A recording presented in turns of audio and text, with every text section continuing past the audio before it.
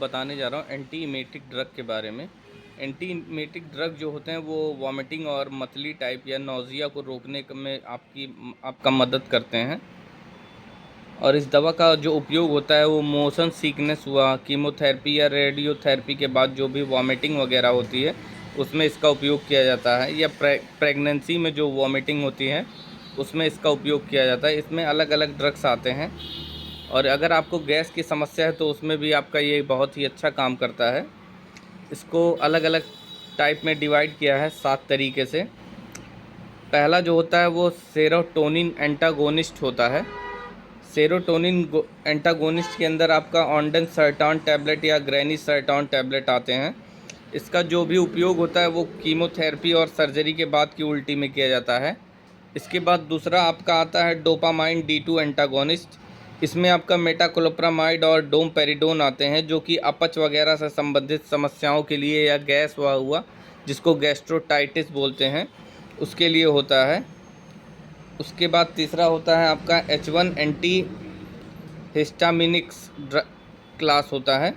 इसमें आपका प्रोमेथाजिन हुआ, डाइफेंड्रामिन हुआ, यही सारे ड्रग आते हैं। इसका जो उपयोग होता है इसका प्रोमेथाजिन का, इसका मोशन सिकनेस या एलर्जी से जुड़ी समस्याओं के लिए इसका उपयोग होता है। चौथा आपका हो गया एंटी कोलिनर्जिक ड्रग। इसमें आपका हायोसिन आता है। ये इसका जो उपयोग होता है वो मोशन सिकनेस के लिए होता है। उसके बाद पांचवा जो क्लास होता है वो न्यूरोकिनिन NK1 एंटीगोनिस्ट होता है। इसमें जो आपका ड्रग आता है एप्रीपिटेंट आता है, कंपोजिशन का ड्रग आता है। और इसका उपयोग जो होता है वो कीमोथेरेपी से संबंधित वॉमिटिंग्स के लिए होता है। छठवां जो आपका क्लास होता है वो कैनाबिनोइड्स होता है। इसमें आपके नेबिलोन हुआ, ड्रॉनबिनोल करके ड्रग्स जो होते हैं वो आते हैं।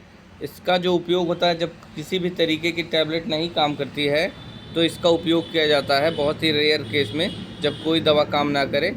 कीमोथेरेपी वगैरह से संबंधित इसका भी उपयोग किया जाता है वॉमिटिंग में।